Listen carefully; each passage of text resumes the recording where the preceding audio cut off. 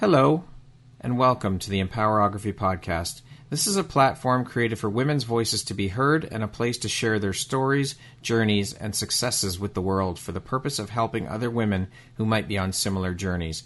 We are empowering women one episode at a time. I'm your host, Brad Walsh, so kick back, grab one of your favorite beverages, and enjoy the stories.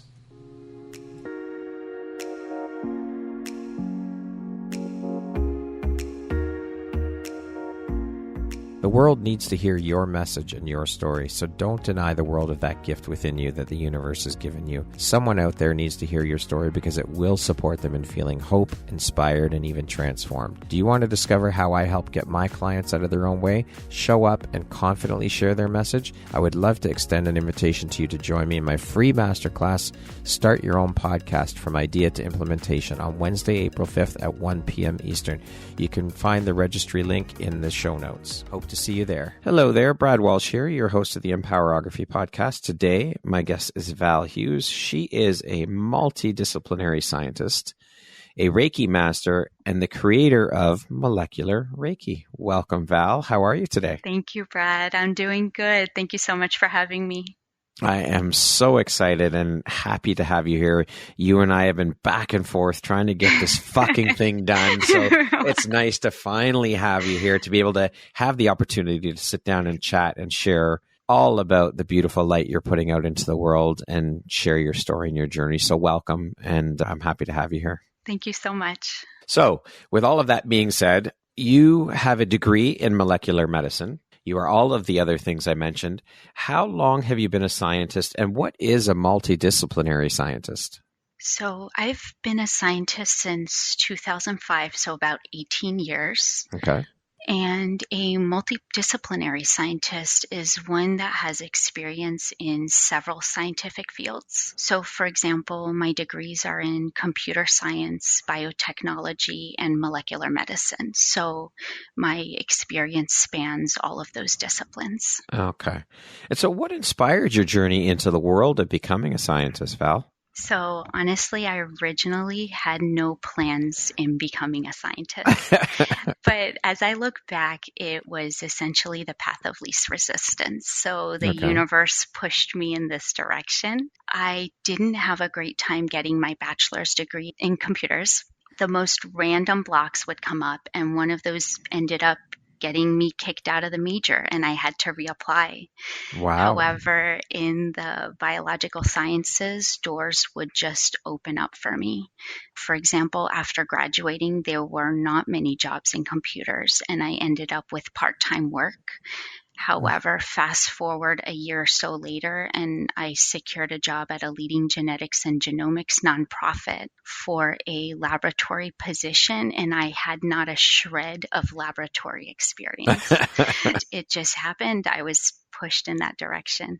Now, were your parents involved in science in any way, or anyone in your family, or was this just something that you were like the trailblazer and just jumped into science? My father is an electrical engineer by trade, and then ended up going into systems test engineering. So he's always been pretty involved in the sciences, but he was the biggest influence for that. Yeah. Okay. Can you share a little bit with us about your journey and the work you do as a scientist? So while working at the nonprofit, I realized that I loved the biological sciences. So over there, I was cloning genes, and I ended up, while I was there, obtaining my master's degree part-time. And once I finished that degree, I decided to pursue my PhD in molecular medicine full-time. I wasn't exactly sure what I wanted to do when I completed my degree, but looking back, I was already becoming a patient advocate without realizing it, because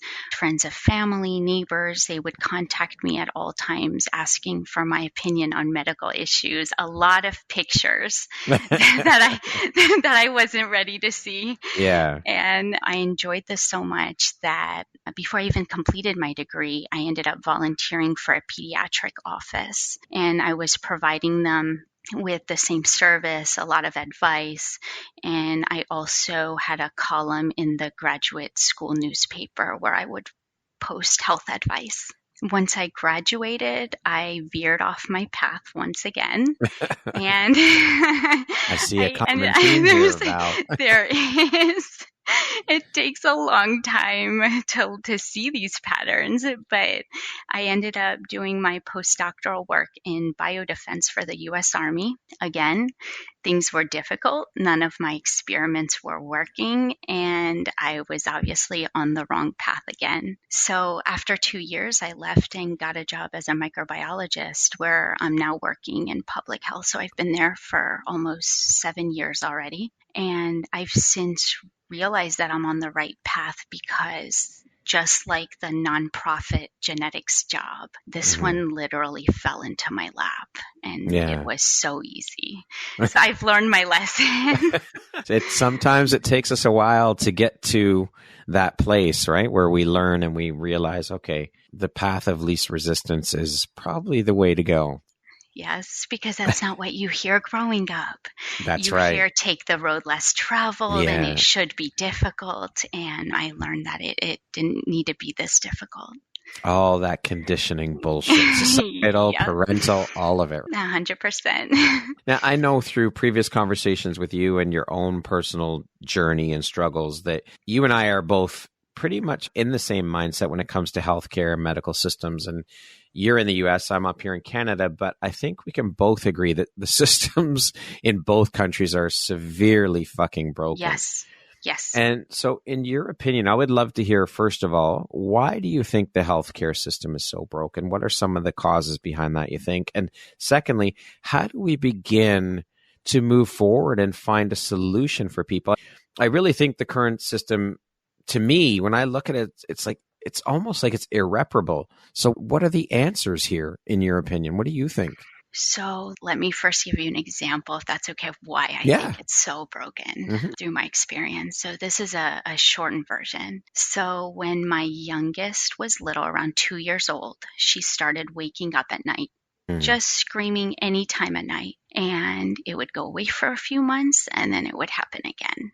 And this would happen for a couple hours, and there was no way to get her to stop. By the time she was about 4 years old, it turned into more than a couple hours. It was up to 9 hours of screaming.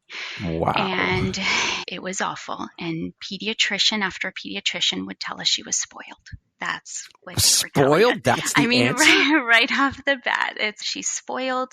You need to take her back to bed. She just wants something. So after a strep infection, it got noticeably worse with a handful of other symptoms. After tons of research, I figured out what she had, but getting anyone to first believe me and second treat her was impossible.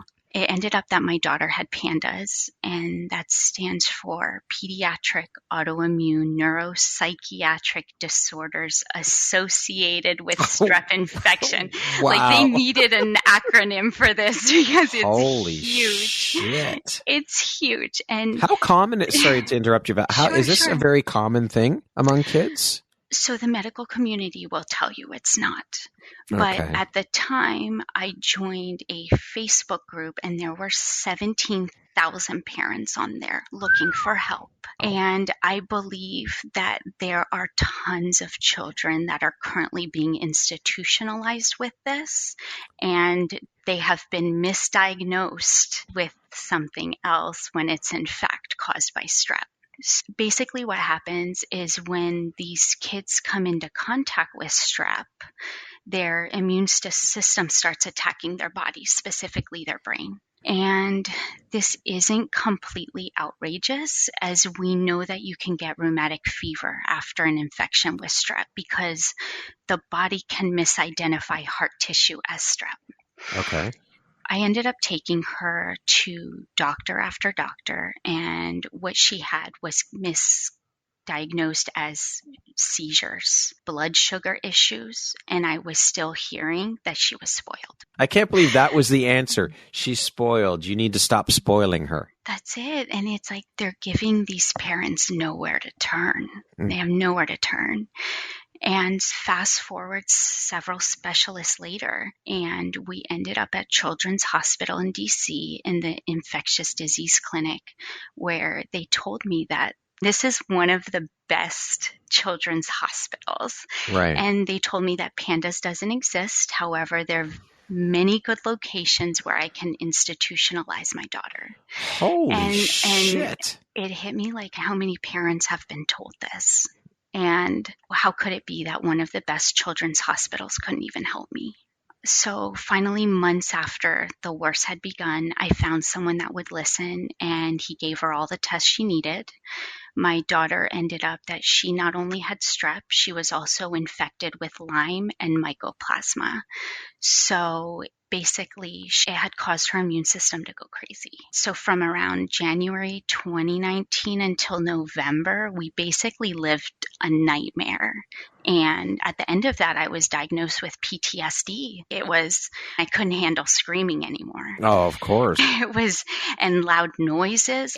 Can I just ask you, when you say strep, you're talking about strep throat, right? Is that what you're throat? Yeah, okay. Strep throat. However, those kids are so sensitive to strep that they're strep in yogurt. And so if my daughter has a yogurt at school, she'll have an episode. By that night or the next day, she will have an episode. Holy shit. And there are also some umbrella disorders, like one is called PANS.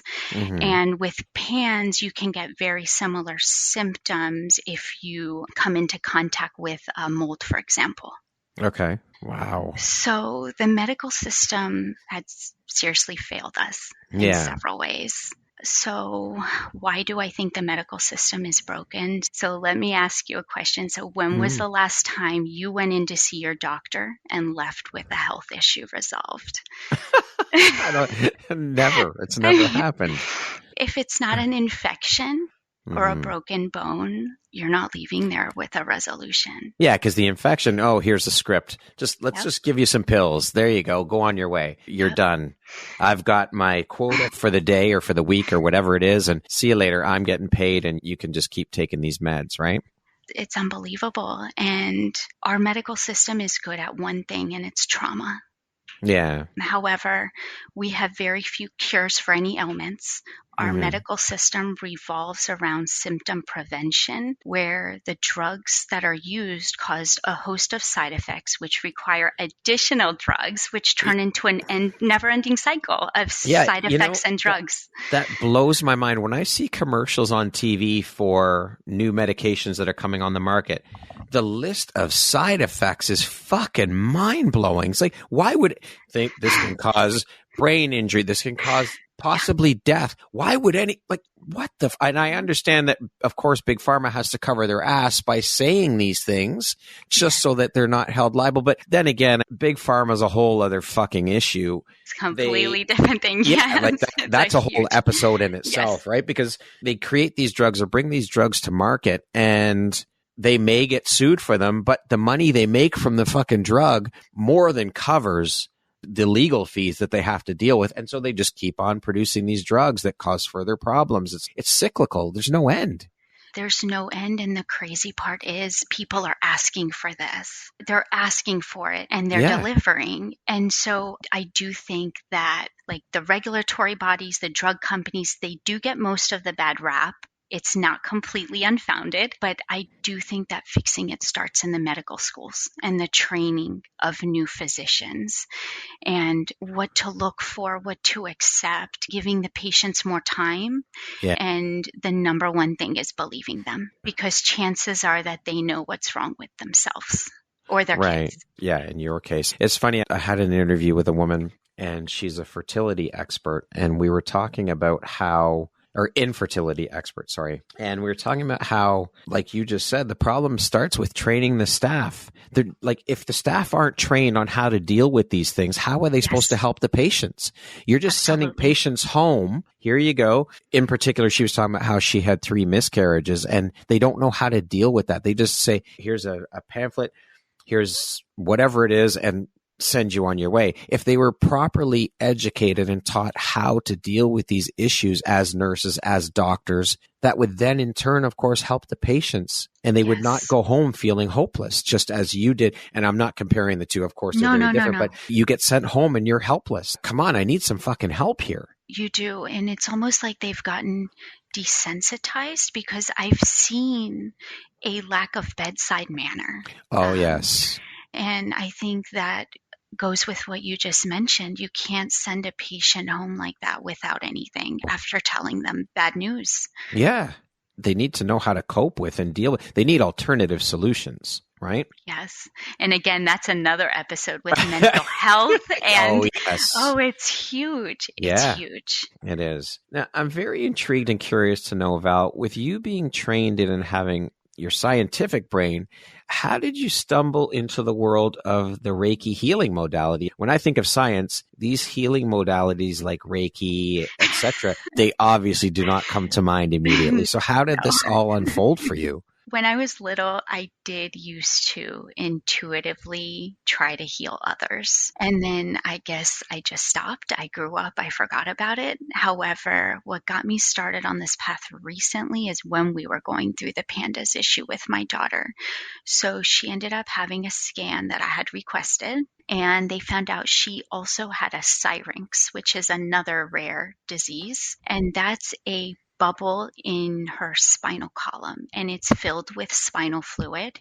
Okay. And it was causing her to feel like she was being shocked. However, we were told by the doctors we found a syrinx. However, it's too small to cause any symptoms, and they didn't believe that those symptoms or that the syrinx could cause my daughter pain. And I'm like, she's saying she's getting shocked. Yeah. Like what? It sounds like something hitting my spinal column to me. Yeah. So I ended up taking her to an energy healer. And after 2 sessions, it stopped. It completely stopped. She had been telling us that her body was zapping her since she first started talking. And after, wow. So how long did that go on for? It was going on for 5 years. Jesus. And she would just start screaming. And I think that the big thing was she had 2 things going on. She had the syrinx pain. She had the PANDAS. And what was happening with the syrinx is she was so scared that the pain was starting that she was getting panic attacks. Oh my and so gosh. when I would show physicians videos of this, they wouldn't know what was happening. Is she having a panic attack? Is she having a seizure? They had no clue. Yeah. And I think that's what's hard is when they don't spend enough time with you, there's not enough effort put into pulling out if it's more than one thing. That speaks to a whole other issue now that we're talking about with the medical systems, where it's now become this fast food drive-through form of patients, like seeing their patients, because they're given, you have this amount of time. I'll use an example. I interviewed a woman who is a doctor, a physician, a GP in the UK. And she's the one who said that it's like it's become this McDonald's drive-through form of treating patients, because they're given 15 minutes to spend the time with your patient. That's it. You have 15 minutes. And she said to me, she said, how in the hell can we possibly diagnose and provide solution or treatment for a patient in a 15-minute time window? She got so fed up with the profession, she left her practice and became what she calls a lifestyle medicine doctor. Because she said that there's no way to help people this way. And she said, I got into this profession to help people. And this is not what we're doing, because it's all about this. It's all about the money and getting through as many people as you can to send off to the insurance company. It's really sad. Yes. It is. And this is people's lives. Yeah, it is. And all of these physicians are getting into the practice to help people and then get jaded because of high insurance premiums. And there's so much, but that's a good way to put it. It is like a drive-through. Yeah. And that's horrible, because this is people's lives, people's health, and you're treating it like it's a fucking fast food restaurant. Yes. It's ridiculous. It's so sad. It is. It's horrible. And so I also know through conversations with you that you had some difficulty embracing other healing modalities because of your scientific brain. So how did you manage to overcome that hurdle and begin to trust in alternative healing modalities? Was there one specific occurrence or event that led you to shift your beliefs around it? There is. So a lot of us scientists are pretty hard-headed, and we have to see it ourselves. and able to finally overcome the hurdle when I saw evidence that I could no longer refute. So soon after my daughter got better, I noticed a post from a rescue that my husband and I had been working with on and off for a decade, Homeward Trails. They're based here in Virginia, and they needed a foster for a little Maltese mix Polly who had been hit by an ambulance in Puerto Rico and brought to the States by the rescue. So she was dragging her back leg, which the rescue informed me would need to be amputated, and her pelvis had been cracked in half. She was completely broken, and something inside me just told me that I had to foster her. So by that night that I saw her picture, she was at my house. And I can't help it with these dogs, and she was so pitiful, and she would stay in a ball curled up most of the day. Whenever I took her out, I had to hold her up to use the bathroom because she couldn't stand. And I ended up being reduced to tears several times because I would accidentally touch her wrong and she would scream for minutes. Like, just cry, and I didn't know what I did. And so per a friend's recommendation, that's when I finally tried healing her myself. She walked in and she's just heal the dog. And I was like, wait, what? What are you talking about? I'm a scientist.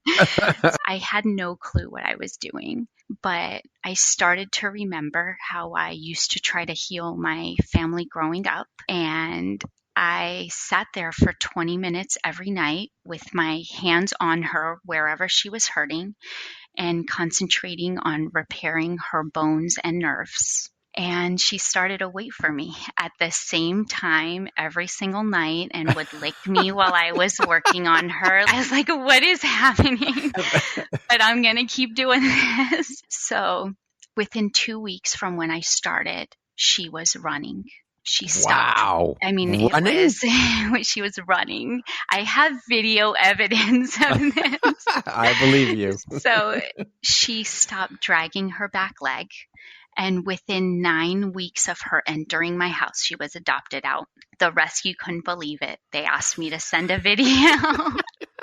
They said, wait, you had Polly, right? And I was like, yeah, I had a little Polly. Her adopters later contacted me because they told me that Polly's veterinarian didn't believe that the x-rays belonged to her, the x-rays from before her accident.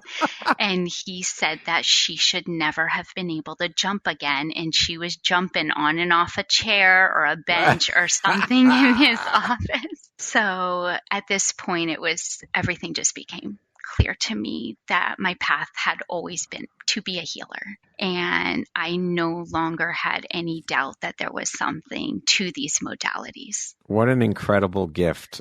That must have blown your mind even. And my husband was there and he saw it and I was like, wait, did that really happen? It changed our lives. How powerful. Jeez, that is absolutely incredible. And are you still in contact with the owners, with the adopters? I am. I'm still in contact with them. And every few months they sent me pictures. So Polly's going to be a big sibling. And so they're having a child. So I would have kept her in a second. But my husband was pretty allergic to her. But it was a wonderful experience to get to foster her. That is fucking incredible. You healed this fucking dog more than any vet could have ever done. And honestly, the way Reiki practitioners view it is we essentially give their body instructions and they're healing themselves. So we can heal ourselves. We don't need anybody to do it. But it's that push. It's those instructions to do it. But it was amazing to watch. That is absolutely mind-blowing and incredible. I love it. So how long have you been doing this healing work now that you're doing? So I've been doing Reiki on both people and animals for over 3 years and working as a patient advocate where I'm finally board certified. I'm now board certified. Congratulations. Thank you. For over 15 years, I've been doing patient advocacy work. As we mentioned off the top, you are the creator of Molecular Reiki. Can you explain to us what exactly Molecular Reiki is and how you came up with or what inspired the birthing of this? So with traditional Reiki, healing energy or light is sent to the body, and the body sends the healing where it's needed. Instead of doing this, I realized that when I was doing Reiki, I was using science to inform the body with instructions. So I was telling it to produce proteins or white blood cells, telling it how and where to build muscle, or in Polly's case, how to repair nerve damage. And unintentionally, I created molecular Reiki. So with every patient, I now create a script or set of instructions that takes me hours of research. And the script is what I use to help people heal, and the feedback's been incredible. And I truly feel that focusing energy is what makes molecular Reiki so effective. And I also love the fact that I can use everything that I've learned in science to do it. Combining the two. Yes. And I kept asking my teacher, what are you thinking about? And she's, I'm just thinking about sending light. And that's not what I'm thinking about. So the feedback's been incredible. And I love that I can use my background to do it. And so I'm curious then, how is this combination or the addition of the healing modality of Reiki received by your peers? Other scientists and like the vet and people, how is that received? They cannot refute, like that vet cannot refute that the dog was healed. You just cannot. How has it been received? So I actually didn't get a chance to talk to the vet, but I've been really surprised how well it's been received. It took me a while to come out with this and tell my peers that this is what I was into, but I was really surprised to find out how many of them actually go and get Reiki done on them, and how many of them do believe it. So I actually think that a lot of things are changing now, and people are more receptive to this type of healing. Amazing. And that's beautiful. I think that's incredible and powerful. That shift is happening and people are starting to accept it, because as we know, it's people because, oh, you're crazy. That's woo. That's bullshit. No way is this possible. But you just cannot refute it. With Polly's case in particular, there is no refuting. The x-rays show that the dog is healed, period. That's it.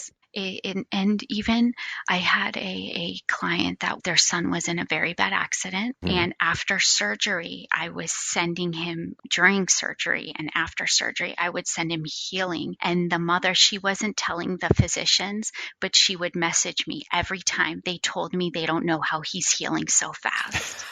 And so it's almost like our little secret, but it's just amazing. I think it's great to see that it's being accepted more widely. There's still going to be people who just don't believe and are against it. But you're seeing it, I think, in terms of where you're seeing the more woo, we'll call it healing modalities, teaming up with Western medicine doctors, where they share clinic space, where Reiki is being offered and all these different modalities along with the Western medicine doctors, which is great to see. Because regardless, we cannot deny that we still need the Western medicine doctors. That's still a necessity. Yes, we do. To some degree. Yes, and I do think that Eastern and Western can work together. Yeah. And I think that they would be so powerful together. And things are already starting up. There's several hospitals, even in the DC area, that are starting alternative medicine wings. And they have Reiki practitioners or essential oil, nurses with essential oil experience that go around helping patients. So it's starting. Which is awesome. Yes. Yeah, it's still got a long way to go, but at least the wheels have started turning for the change, which is amazing, because that can only improve and provide better patient experience, which is what it's all about, right? Absolutely. And I found that alternative medicine practitioners, we do spend more time with our patients. Yeah. And that is 50% of what they need. Yeah, absolutely. 100%. What drives, motivates, and inspires you to keep going and excelling at all that you do, Val? What drives me is the fact that Eastern and Western medicine are not mutually exclusive. And I feel since I've been so surrounded by both for so long that I can see where they can meld together. Yeah. So for example, the type of lighting, they found out that green light is conducive to healing. A type of music at certain frequencies can be helpful. So I'm actually putting together a course on that information because I want to teach other practitioners that there's more than just the healing aspect. Everything in your room could be dedicated to helping somebody heal. Wow. And that's what motivates me, is tying these loose ends that I see. I love it. Being trained as a scientist and energy healer as well, can you speak a bit about how you incorporate both of these modalities or trainings into your work with your clients? So depending on the disease, since it takes me on average 4 to 6 hours of research to come up with healing for a patient, I use that during the actual molecular Reiki session, and I combine it with what I had previously mentioned, the lighting, the rituals, the atmosphere, and that's how I'm able to incorporate everything. Love it. What lights you up or excites you the most about the work that you're doing? So that's a good question. What excites me the most is working with clients who've never experienced energy work and then hearing their experience after the session. I remember giving Reiki to a client that his shoulder was hurting, and I asked him to meditate and get into his space, and I'm doing Reiki on him. And as soon as I was done, and he was a non-believer, he turned to me and he goes, "What the fuck did you just do to me?" And I was like, wait, did it feel good? But those types of reactions are really exciting. And we don't get it every day because those are the people that tend not to come to us to try it out. Now, on the flip side of that, what would you say is one of the most challenging parts of the work that you do? One of the most challenging elements is, number one, my fear of how someone's going to receive it if they're not into it. For example, my peers in the workplace. And secondly is the people that don't want to try it. And I think it's due to a variety of reasons. Either they don't want ridicule from their peers, or they're scared that it might actually work, and that'll go against their whole view of how the world works. And it's very uncomfortable for people to sit in that uncomfort. But it blows my mind. Would you rather stay sick or stay hurt? Or does it make, that's counterintuitive. What the fuck have you got to lose? Try it. Yes. If it doesn't work, you don't have to tell anyone that you went for it. If you feel that strongly about it, just try it. You have nothing to lose. Yes. No, nothing to lose. But I find that those clients tend to come to us when it's the last resort. And that's when they see that it works. And you just want to say, see, you fucker, you should have listened to me from the beginning. You wouldn't have been suffering for so long. But I have to say that is the biggest challenge. Yeah, is, sure. Okay, can you try it? Yeah. Just open your mind just a little bit, please. Yes. I can help you. Yes. You say that it's your mission to bring this modified version, as we've been talking about, of healing that combines Western with Eastern, but we're not there yet. Mm-hmm. But you say you think we will be soon. Why do you feel this is your mission, and why do you feel or believe so strongly that the two worlds will be merging more commonly? So for why, I just see it happening. There's a huge shift going on right now, and I see it accelerating. And as to your question with accomplishing my mission, I fully believe that it'll naturally unfold. I have to stay open to opportunities, and I see them naturally coming my way. So after 6 years of living this way, I fully believe that by living my purpose, the mission will naturally be accomplished. I am not going to make those other mistakes again by veering off my path. So I just do what I do, and things just come to me. I've gotten business partners and clients, and it's all through serendipity. This just happens. It's just meant to happen. Yep. I love it. I love it. I believe in it. And It's hard to see it sometimes because there are a lot of stubborn people out there who just will not accept it. But I guess you just have to keep the faith, keep the belief, and keep shining the light out into the world and doing the work. And it will eventually bring those in that are meant to be there. And it will spread. That's absolutely it, because the energy that you put out, you receive. Yeah. Whatever you put out, the universe gives you. So Yeah. I always tell my kids that the universe says as you wish. You know, whatever you put, you'll get back. I believe that's the same with our purpose. What do you think your unique skill set or superpower is that's helped you become successful, Val? My superpower is that I can place myself in other people's shoes. It is very natural to me to know what someone needs and what they've been going through. So even when we're getting ready to do a Reiki session, I'll know what points to hit, for example, that they might not even know. They might not realize where they're carrying their stress. So I believe that's my superpower. And it's a skill set too, because not a lot of people can put themselves in other people's shoes. So that is definitely a superpower and a skill set. Now, speaking of success, how do you define that word? What does the word success mean to you? Success to me means that you are living your life in a way to stay happy. I believe if I'm happy, I've been successful. And I think that one of the things that's really hard in the world we're living in now is that with the commercials and the TikToks and everything, people have too many wants.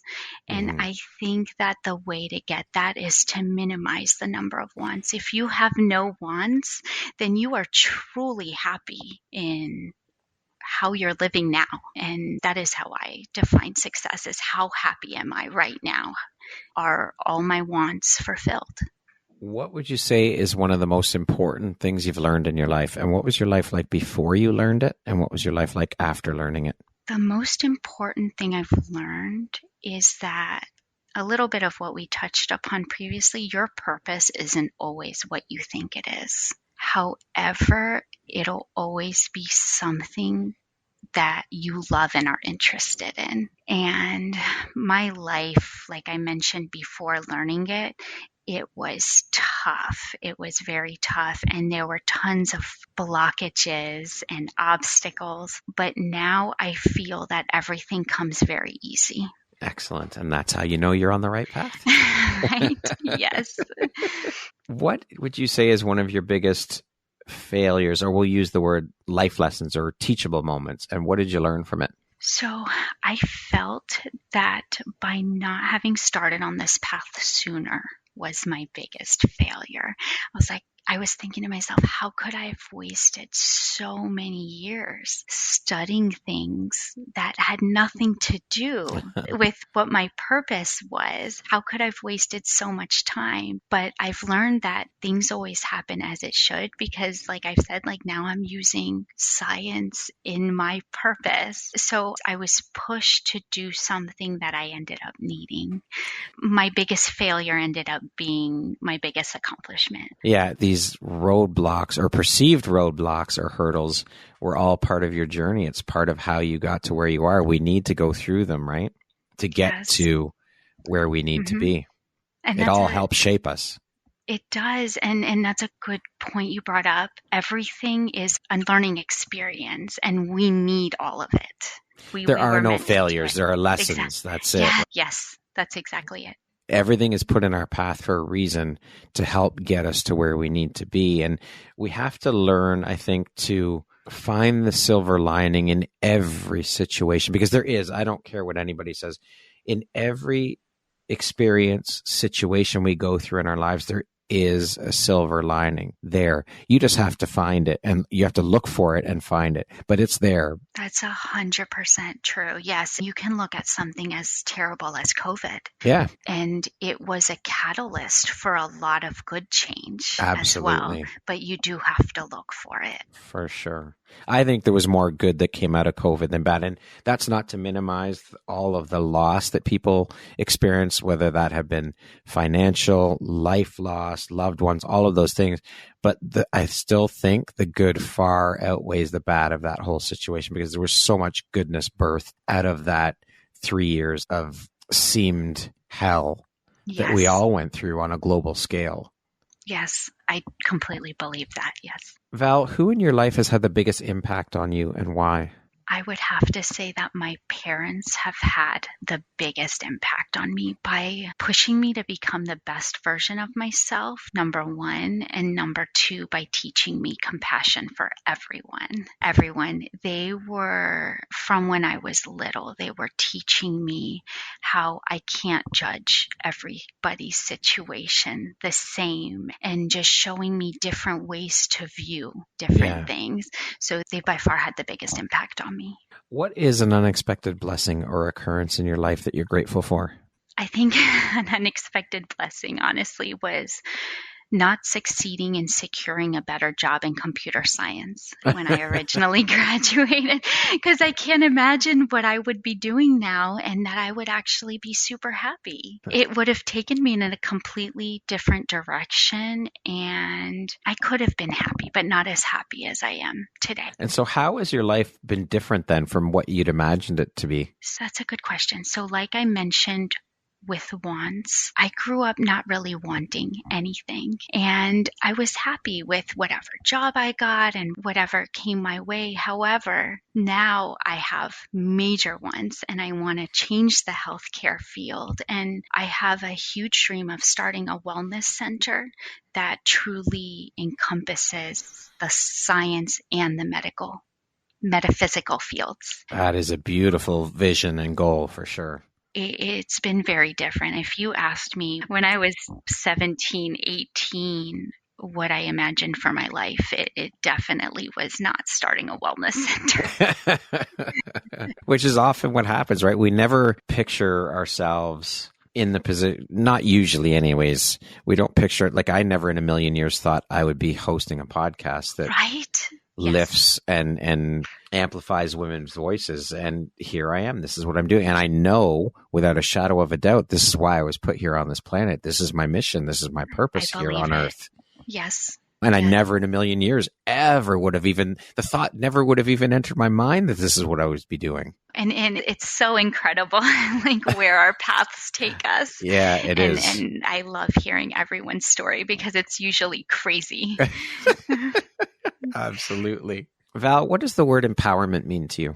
Empowerment means having the confidence to be your true self. So showing your face to the world without hiding anything. No masks. That's what, that's right. No mask. That's what empowerment means to me. Love that. Okay, we're going to jump into a little rapid fire section here. So the next grouping of questions just be 1, 2, 3 word answer type thing, okay? Yes. If you could teach the world one thing, what would it be?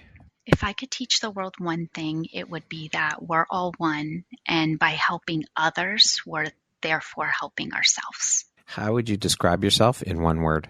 I would describe myself as a student, because life is all about learning. What is one thing you want but cannot buy with money? Something I want but can't buy with money would be a better memory. I have a terrible memory. If you're writing your autobiography, what would the title be? It would be How to Let Your Path Unfold. What is your favorite self-care practice? It is having spa days with my friends, taking the time to do something that's just for you. What is one thing you love about yourself that is not related to your physical appearance? I've been told that I create a safe place for people to be able to tell me anything that they need. And that's something that I love about myself. And that concludes our rapid fire section. Now back to our regularly scheduled program.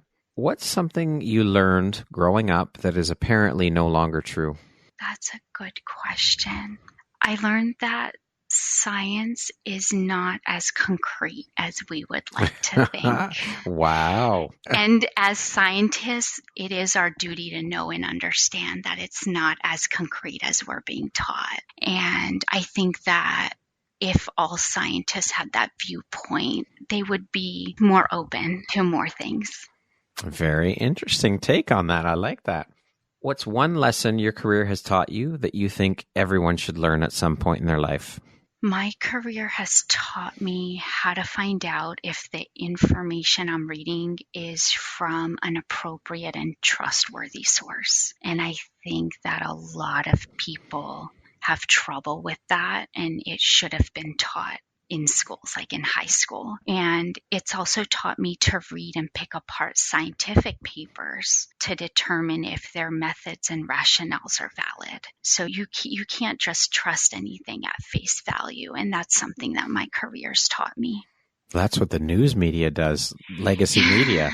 Yes. What we're telling you is true. And, I think part of it is laziness on the people's parts, on the viewers' parts, because they don't want to do the research themselves. They just want to be spoon-fed, and they'll believe whatever it is they're told. And that's it. And I think that speaks to as well, I think these authoritative figures that we've been conditioned to believe and trust, like doctors say.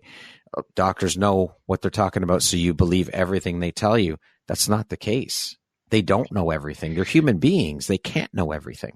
It's not. And you bring up a really good point, because there have been several occasions where the doctors have given the wrong diagnosis to the wrong patient, and the wrong patient, for example, there's this one famous case with cancer. A physician was supposed to call two people, one to tell him he had cancer and one to tell him he didn't. He called the wrong person, and the person without cancer died of cancer. Because he put it into his mind. Yep. And that shows you how powerful the mind is, too.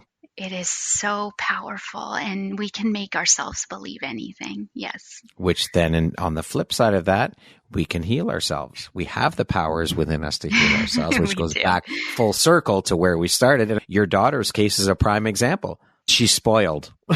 What the fuck kind of answer is that? No, completely useless. Unbelievable. What is something surprising that you've learned about yourself in the past year? Something surprising that I've learned is just the amount of patience that physicians need to have and have had when dealing with clients.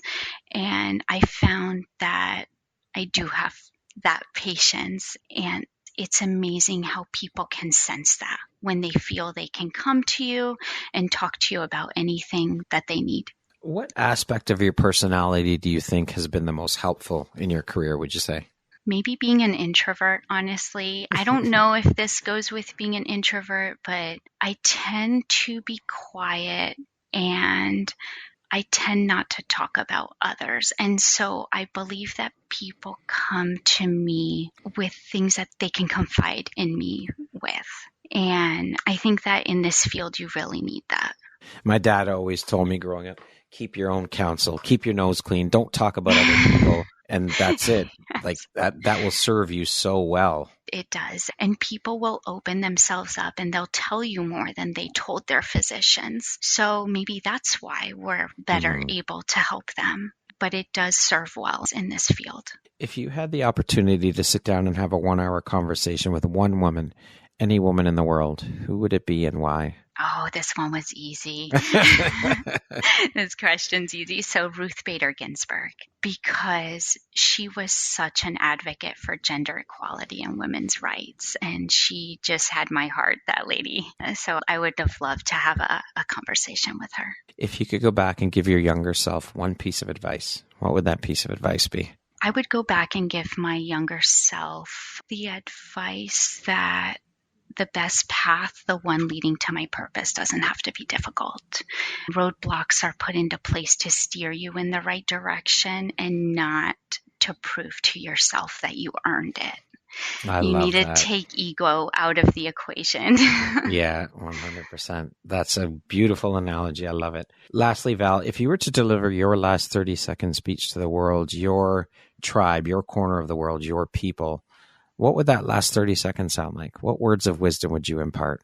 My words of wisdom would be to not try so hard to get to a final destination, whether it's with a job you want or something you want to own, but just get there naturally, and things will come the way that they're meant to. I think that people try to manipulate the time they have on this world too much.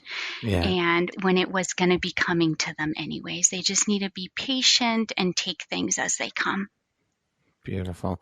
Val, thank you so much for being here with me today, for sharing your journey, the beautiful light you put out into the world through the work you're doing. You are an incredibly inspirational woman, and I am so grateful to be connected to you and to have you as a member of the Empowerography community. I've enjoyed every moment of our chat, and I always enjoy speaking with you, Val. It's always a pleasure, and it's always insightful, inspirational, educational, all of the things. So thank you for being here with me today. I appreciate you. And thank you for having me, Brad. You've been amazing. It is my pleasure and my honor. Once again, my name is Brad Walsh, host of your Empowerography Podcast. Today, my guest has been Val Huse. She is a multidisciplinary scientist, a Reiki master, and the creator of molecular Reiki. Val, thank you so much. I hope you have a wonderful rest of your day. Thank you. You too.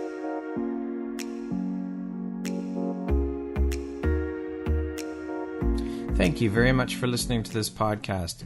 If you haven't yet, please be sure to subscribe, rate, review, and share with all your friends. You can find me at visuphoria.ca and follow me on Instagram at Empowerography Podcast and on Facebook at Empowerography. Please join me next time for another inspirational story from yet another amazing woman.